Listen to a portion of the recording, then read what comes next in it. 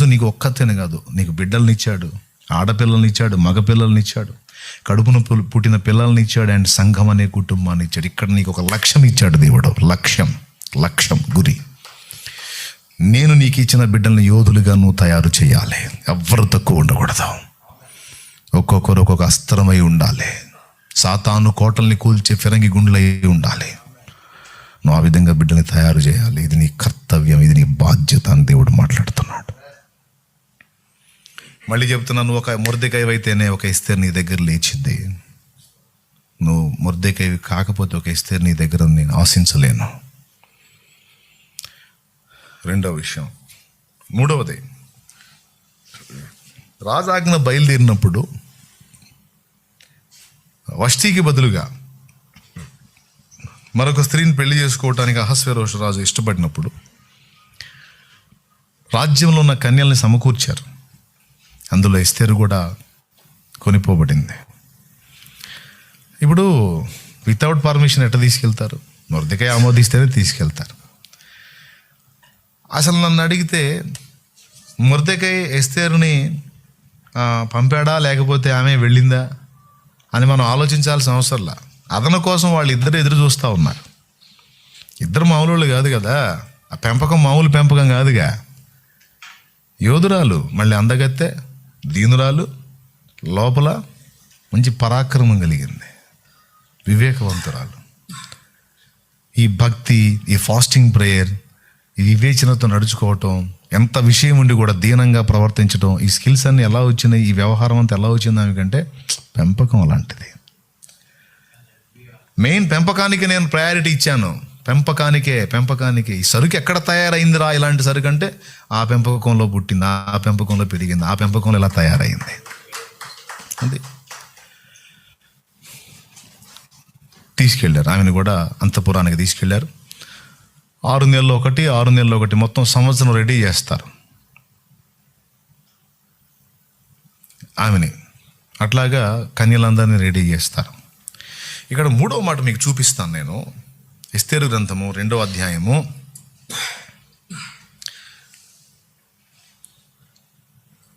'ఆమె వెళ్తున్నప్పుడు ఒక మాట అన్నాడు ఆయన. ఎస్తేరుని తీసుకెళ్తున్నప్పుడు, అక్కడికి అంతఃపురానికి పంపుతున్నప్పుడు ఒక మాట అన్నాడు. నువ్వు లోపలికి వెళ్ళిన తర్వాత నీ బ్యాక్గ్రౌండ్ అడుగుతారు, నువ్వు చెప్పొద్దు. ఎందుకంటే మనం ఇక్కడికి బానిసలుగా వచ్చాం. నువ్వు బానిస పిల్లవి అని తెలిస్తే వాళ్ళు నిన్ను తృణీకరించవచ్చు, నిన్ను అవమానపరచవచ్చు, నీ తోటి కన్యలు నిన్ను ఆరడిపరచవచ్చు, లేదా నీకు అంతఃపురంలో ఉపచారం చేసేవాళ్ళు బానిసదానివా నువ్వు అని నిన్ను తృణీకరించవచ్చు, ఏమైనా కావచ్చు. కాబట్టి నీ వంశమును, నీ జాతిని తెలపొద్దేస్తేరన్నాడు. అలాగే అని వెళ్ళింది. చెప్పలేదుగా, చెప్పలా. తన జాతిని, తన వంశాన్ని చెప్పలా. ఏ చెప్పాడో అది అలాగ పట్టేసుకుని చూసారా. అంటే ఆయన నోరు తెరిచి మాట్లాడాడంటే అంత సీరియస్ ఆమెకి అది. ఈ ఒక్క మాటే కాదు, తర్వాత ఆయన ఇచ్చే వార్నింగ్ కూడా అంతే తీసుకుంటుంది ఆమె. ఆయన నోట నుంచి ఒక మాట బయలు వెళ్ళిందంటే అది చాలా సీరియస్ ఎస్తేరికి. ఎందుకంటే పిచ్చివాగుడు ఆగడు, పిచ్చి మాటలు మాట్లాడు. ఒక మాట చెప్పాడంటే ఇంకంతే, తిరిగి ఉండదు దానికి. అలాంటి వ్యక్తి మొర్దెకాయ. నీ జాతిని, నీ వంశాన్ని కనపరచొద్దు, జాగ్రత్త అన్నాడు. వెళ్ళింది. అంతఃపురంలోకి వెళ్ళిన తర్వాత ఆమెని ఫాలో అప్ చేయటం మానలా. ఇది కాపరికి ఉండాల్సినటువంటి 3వ లక్షణం.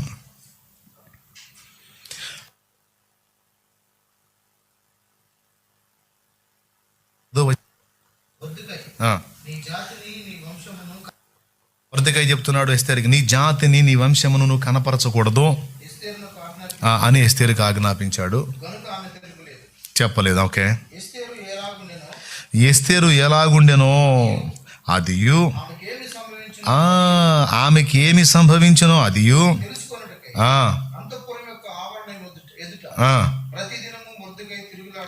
ఆ మాట చూడండి. అసలు తన బిడ్డని అంతఃపురంలో పంపించడమే కాదు, అంతఃపురంలో బిడ్డ భోగాల్లో ఉంది, కానీ ఆ బిడ్డను కాచుకోవడానికి ఒక కాపర్లాగా ఈయన బయట ఆవరణ దగ్గర బాధలు పడుతున్నాడు.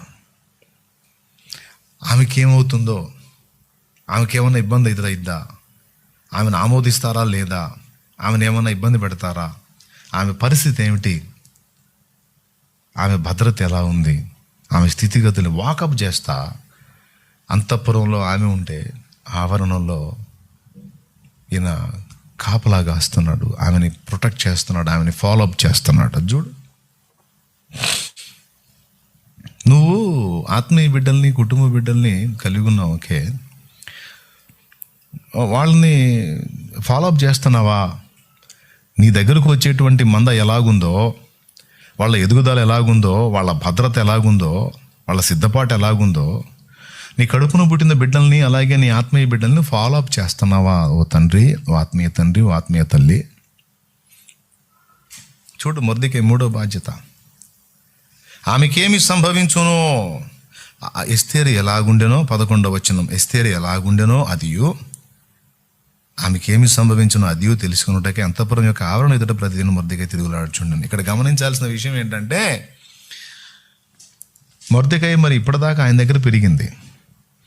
అంతఃపుర వాతావరణం కొత్త ఆమెకి. అండ్ ఆమెకి ఎవ్వరూ లేరు. ఆమెకున్న ఒక ఆధారం ఫస్ట్ దేవుడు అయితే, 2 మొర్దెకై. అందుకని అంతఃపురంలో ఆమె ఉండి అప్పుడప్పుడు చూస్తూ ఉంటే ఆవరణంలో కనపడి చెయ్యూపుతున్నాడు, నేను ఇక్కడే ఉన్నాను రా తల్లి, భయపడద్దమ్మా అని. ఇస్తే నిన్ను వదిలేసాను అనుకున్నావమ్మా? నేను వదిలిపెట్టి వెళ్ళిపోయాను అనుకున్నావా? లేదు, నిన్ను నిరంతరం నేను కాస్తానే ఉన్నానమ్మా, నిన్ను అబ్జర్వ్ చేస్తానే ఉన్నాను ఎస్తేర్, నా దృష్టి నీ మీదే ఉంది అని. ఎస్తేరుకి ఎప్పుడు గుబులు మళ్ళీ వచ్చి అంతఃపురం కిటికీ గుండా చూసినా కూడా మొర్దెకై కనపడేవాడు.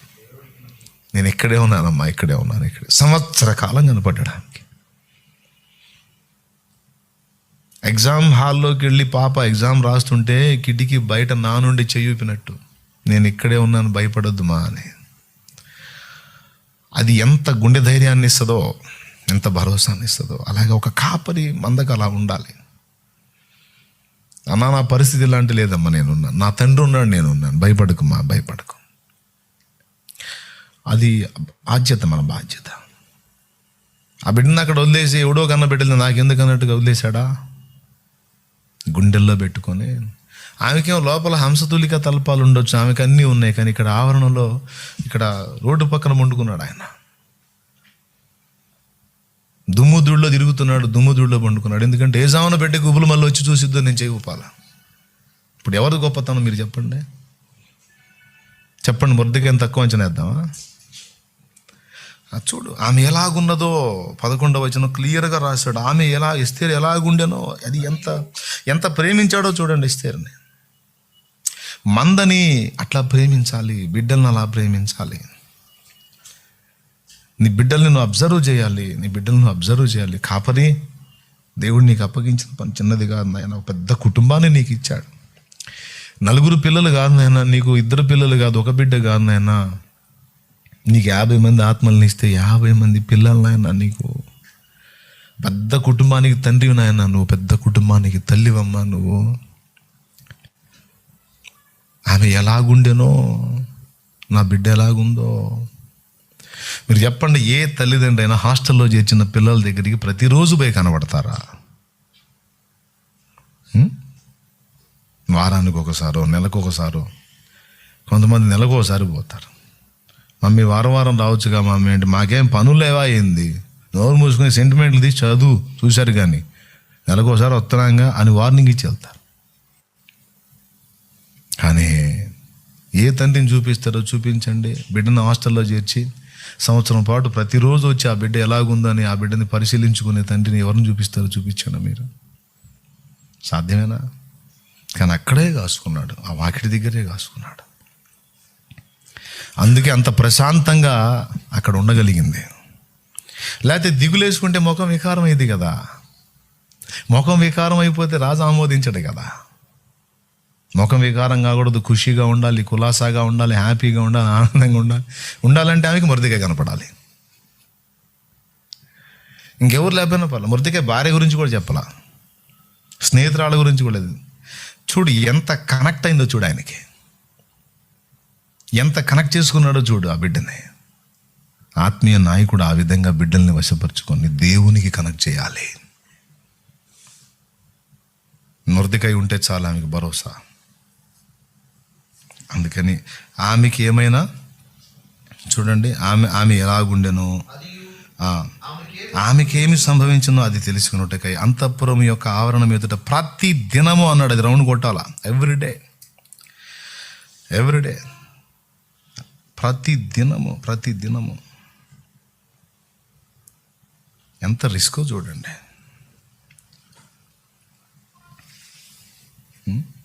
కన్న తండ్రికి అంత చిత్తశుద్ధి ఉండదు, పినతండ్రి కూతుర్ని పెంచుకొని ఎంత ప్రేమించాడో చూడు. ప్రేమ ఆ ప్రేమను బట్టి యేసయ్య మనల్ని వదిలిపెట్టట్లా, ఒక క్షణం కూడా వదలలా ఆయన.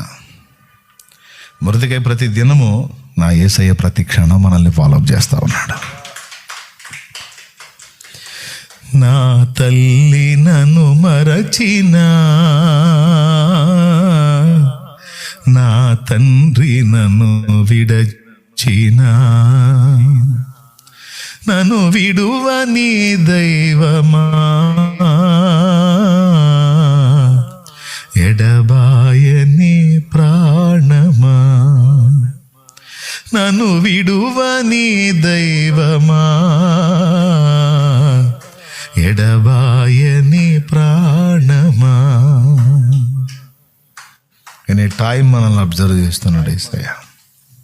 రైట్, అయిపోయింది దేవుని మహాకృపను బట్టి. ఇక్కడ కాపరి మందని ఎలా ఫాలోఅప్ చేయాలో ఇక్కడ మొర్దెకై చూపిస్తున్నాడు.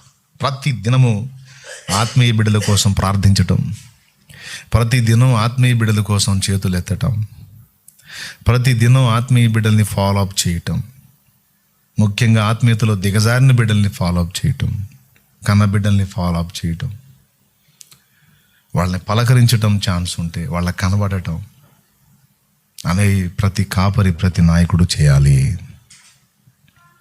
ఇది మూడో విషయం. ఇలాగా చాలా మంచి విషయాలు ఉన్నాయి మొర్దెకై విషయంలో, ఏమండి. తర్వాత నాలుగవదిగా ఆమె అక్కడ ఓకే అయిపోయింది. ఆమె రాణి పదవి పొందింది, సంతోషం, గ్రాండ్ సక్సెస్. ఏదైతే అనుకున్నాడో అది జరిగింది. మన బిడ్డల్ని కూడా యేసయ్య ముందు, యేసయ్య పక్కన కూర్చోవడానికి తగిన విధంగా సిద్ధం చేసే బాధ్యత మనకి ఇవ్వబడింది. ఎలియాజరు బాధ్యత ఏంటంటే రెబెకాను తెచ్చి ఇస్సాకు అప్పచెప్పడం. మన బాధ్యత ఏంటంటే పరిశుద్ధాత్మ మన ద్వారా చేస్తున్న కార్యం ఏంటంటే మందను సిద్ధపరిచి యేసయ్య పక్కన కూర్చోవడానికి తగినట్టుగా ఆయత్తపరచడం, రాణ్యం చేయాల. మనకు అప్పగించబడ్డ బిడ్డలు ఎవ్వరు కూడా తక్కువ ఉండకూడదు. రారాజు యేసు పక్కన కూర్చోవాలా, శ్రేష్ఠులై ఉండాలి. అది పౌలు బాధ్యత. క్రీస్తు యేసునందు ప్రతి మనుషుని సంపూర్ణుని చేసి ఆయన ఎదుట నిలవబెట్టవలనని మేము ఇలా చేస్తున్నామన్నాడు. ఒకసారి బైబిల్ గ్రంథం తీయండి, కొలసై పత్రిక 1వ అధ్యాయము 28వ వచనం చూడండి. కొలసై 1:28. దైవజనుడా చూడు, దైవజనురాలా చూడు.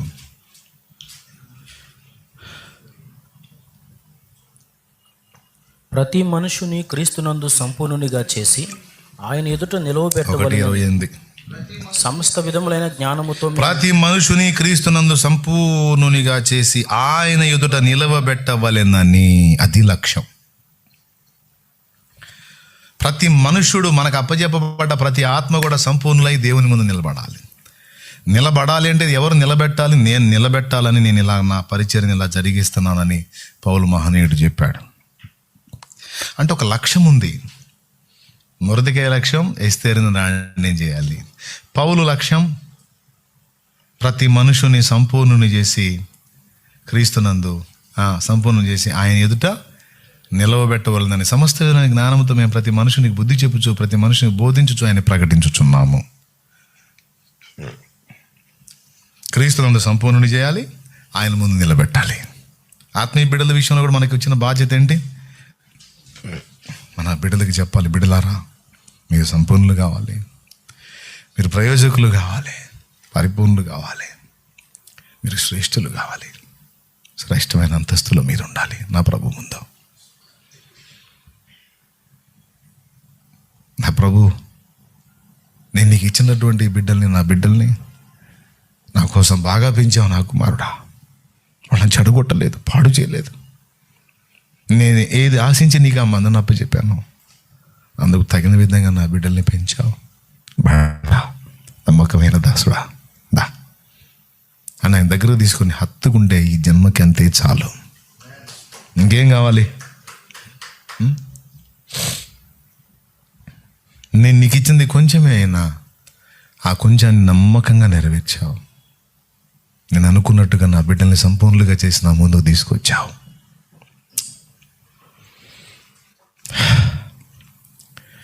దేవుడు చేసిన పని ఇప్పుడు మనకు అప్పచెప్పాడండి. ఆదాము దగ్గరికి, ఆదాము గాఢ నిద్ర కలుగు చేసి పక్కట ఎముకను తీసి ఆ చోటును మాంసంతో పూడ్చి ఆ ఎముకను స్త్రీనిగా నిర్మించి ఆదాము దగ్గరికి తెచ్చినట్టే ఇప్పుడు సంఘం అనే స్త్రీని మనం కూడా సిద్ధపరిచి యేసయ్య ఎదుటికి తీసుకురావాల్సి వచ్చింది. చూడండి, కావాలంటే ప్రతి మనుషుని క్రీస్తు యేసునందు సంపూర్ణుడు చేసి ఆయన ఎదుట నిలవబెట్టాలని, ఆయన దగ్గరికి తీసుకురావాలి. ఎవరెవరు ఎలా సిద్ధపరిచారో చూస్తాడు రేపు.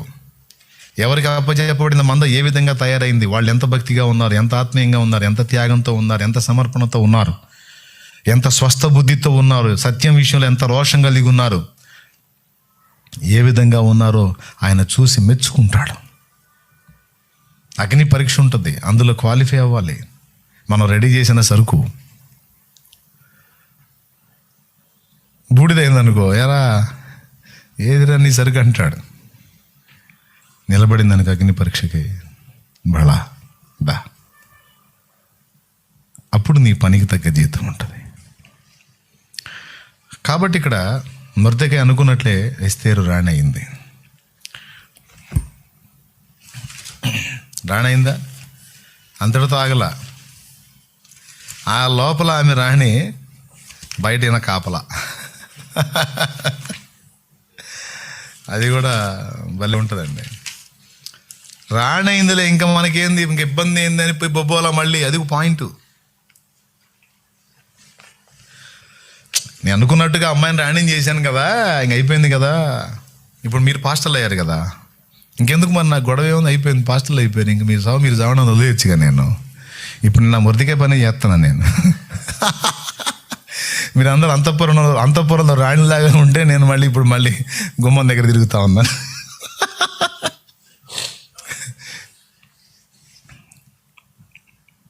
రాణి అయిపోయింది. రాజు తర్వాత రాణి మన అమ్మాయి, ఇంకేం పెత్తనం మందే అని పోయి ఇంట్లో బొబ్బోలా. అమ్మాయి రాణవ్వంగానే సరికాదు, హామానుగాళ్ళు ఉంటారని తెలుసు మొర్దెకైకి. ఎవరుంటారు? హామానుగాళ్ళు ఉంటారు, హామాన్ అమ్మలు ఉంటారు, హామాన్ అయ్యలు ఉంటారు. ఎక్కడ వచ్చేస్తారో తెలీదు. కష్టపడి రాణిగా పెంచి పెద్ద చేసి రాణి పొజిషన్లో పెట్టి మళ్ళీ అక్కడి నుంచి ఏడ లాగుతారో తెలియదు. అందుకని గుమ్మం దగ్గర కాసుకున్నాడు. ఒక కాపరి మందని ఎలా కాయాలి, ఎలా ఫాలో అప్ చేయాలి, మంద ఒక అంతస్తుకు చేరినాక ఇంకా జాగ్రత్తగా ఉండాలి. మంద కొద్ది స్థితిలో ఉన్నప్పుడు ఒకంత, మంద పరిపూర్ణతకు వచ్చే కొద్దీ, పరిపక్వతకు వచ్చే కొద్దీ, మనం అనుకున్న కొలతలోకి వాళ్ళు వచ్చే కొద్దీ ఇంకా జాగ్రత్తగా ప్రొటెక్ట్ చేయాలి, కాయాలి. ఇప్పుడు లోపల ఆమెకు బాధ్యతలు పెరిగినాయా? ఇప్పుడు రాణి ఆమె, ఇక్కడ ఈయన కాపలా. విషయం ఏంటంటే లోపల ఉన్న ఆమె ఈయన పినతండ్రి కూతురని అక్కడ ఉన్న వాళ్ళకి ఎవడికి తెలియదు. ఎంత వింత అంటే తను మరుగు చేసుకున్నాడు ఆయన. వాస్తవంగా ఆమె ఉన్న పొజిషన్లో, రాణి ఎవరో తెలుసా రాణి? మా అమ్మాయిరా, నా కూతుర్రా, తెలుసా? తెలుసుకోండి అంత తిప్పలా. అయ్యా నా వీడియో కనపడుతుందా మీకు? దేవునికి స్తోత్రం. తిప్పలా అసలు ఎవరో తెలియనట్టుగా కూర్చున్నాడు. అంతకుముందు ఎలాగా వాకిటి దగ్గర ఒక పరిచారకుడు ఉన్నాడు, ఇప్పుడు కూడా అంతే ఉన్నాడు. ఆమె పొజిషన్ మారింది, కానీ ఈయన ఆ పొజిషన్లోనే ఉన్నాడు. చాలా మంచి కొలతలండి మొర్దెకై దగ్గర. అతిశయపడవచ్చు, పెత్తనం చేయొచ్చు, ఓవర్ యాక్షన్ చేయొచ్చు, హడావుడి చేయొచ్చు. అసలే మామూలుగానే ఉన్నాడు. వాకిడి దగ్గర ఉండే వాళ్ళలో ఇతను ఒకడు అనుకున్నారు. అక్కడ ఉండే షండులు, ద్వారపాలకులైన షండులు, ద్వారం దగ్గర కాసే షండులు. ఓ రోజు ఇద్దరు మాట్లాడుకుంటారు. ఏం మాట్లాడుకుంటారంటే, ఎట్లన్నా ఈ రాజుగాడిని సాగుకొట్టాలరా. ఏదో మొత్తానికి వాళ్ళకి పాపం ఇబ్బంది కలిగింది, చంపేయాలనుకున్నారు, స్కెచ్ గీసుకున్నారు. ఈయన గుమ్మం దగ్గర ఉంటాడుగా, అందరితో మంచిగా ఉంటాడు, అందరికి తల్లో నాలుగులాగా ఉంటాడు. ఎలాంటి మనిషి అంటే, ఈయన మంచితనాన్ని బట్టి ఏదన్నా విషయం ఉంటే ఎవడైనా సరే వచ్చి చెబుతుంటాడు. ఏదన్నా విషయం ఉంటే ఈయన మంచితనాన్ని బట్టి ఎవడైనా సరే చెబుతుంటారు వచ్చి. అట్లాగా ఫలానా ఇద్దరు రాజును లేపేయాలనుకుంటున్నారు, ఇలా స్కెచ్, ఇది సంగతి, రాజు ప్రాణానికి ఎసురు పెట్టారు వీళ్ళు అని మొత్తానికి కూడా ఊదాడు. తెలుసుకున్నాడు. ఏంట్రా వాళ్ళు ఏందిరా, రాజు వస్తున్నా పోతున్నా, వాళ్ళ ముఖాలు మాడిపోతున్నా, ఏదో కోపంగా పెట్టుకుంటున్నారు. ఏంట్రా వాళ్ళు ఏందిరా అంటే, వాళ్ళు రాజుని చంపేయాలని స్కెచ్ గీస్తున్నారు అని చెప్పి అతనికి వినపడింది. ఒరే రాజు ప్రాణం తీస్తున్నారు. ఇంతకుముందు అడుగుట్టు రాజు, ఇప్పుడు మాకు బంధువు అయ్యాడు. దేవుని స్తోత్రం. వినండి.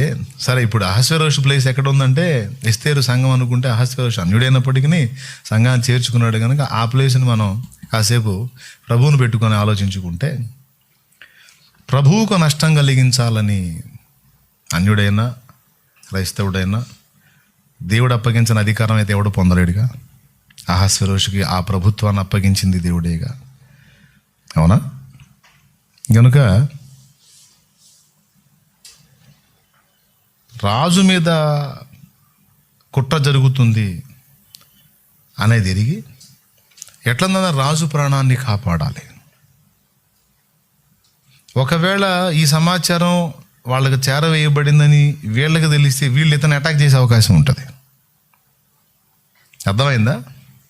అందుకని గుట్టు చప్పుడు కాకుండా ఎంత తెలివిగా ఆ సమాచారం ఎస్తేరుకు పంపిస్తాడు.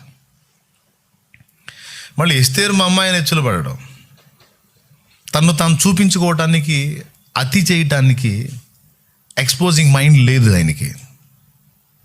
రాణి కాకముందు ద్వారం దగ్గర మామూలుగానే ఉన్నాడు, రాణి అయిన తర్వాత కూడా ద్వారం దగ్గర పరిచారకుడుగానే ఆయన ఉన్నాడు. అక్కడ ఆమె స్థితి మారింది కానీ ఈయన స్థితి మార్చుకోదలుచుకోలేదు. అయితే ఈమెకి ఆయనకి మధ్య సమాచారం అయితే నడుస్తుంది. ఈయన చెప్పే కొన్ని విషయాలు ఆమె దాకా వెళ్తున్నాయి, ఆమె చెప్పే కొన్ని సంగతులు ఈయన దాకా వస్తున్నాయి. ఆ మధ్యలో ఆ మీడియేటర్స్ని ఏర్పాటు చేసుకొని ఎవరికి తెలపకుండా జాగ్రత్త చేసుకున్నారు. ఆ మధ్యలో వ్యక్తి ద్వారా సమాచారం పంపించాడు. రాజుని ఈ విధంగా చంపాలని ఫలానా షండులు ఇద్దరు కూడా ఆలోచన చేశారు.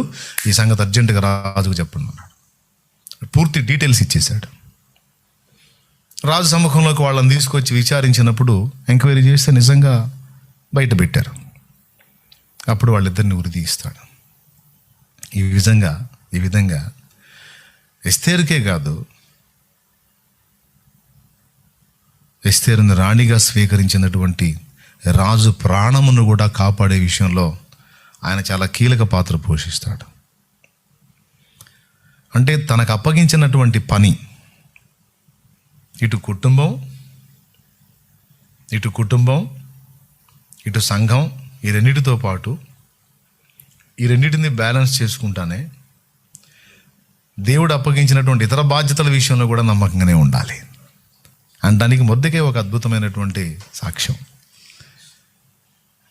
ఫ్యామిలీలో ఓకే, అంతఃపురంలో ఓకే, రాజు అప్పగించిన పని, అసలు ద్వారం దగ్గర ఉండేవాళ్ళు అంటే అక్కడ కూర్చుండేవాడు అంటే ఆయనకు ఒక చిన్న పని అప్పచెప్పారు. అక్కడ ఏదో ఒక హోదా. అక్కడ నమ్మకంగా ఉండి రాజు ప్రాణాన్ని కాపాడుతాడు. ఏమని సమాచారం ఇప్పిస్తాడంటే, మొర్దెకై అనేవాడి ద్వారా నేను ఈ సమాచారం తెలుసుకున్నాను అని చెప్పమ్మా అంట. ఎందుకంటే ఇప్పుడు నీతో పాటు నేను కూడా ఎంటర్ అవ్వాలి రాజు దగ్గరికి. నీతో పాటు ఇప్పుడు నా ప్లేస్ కూడా అవసరం.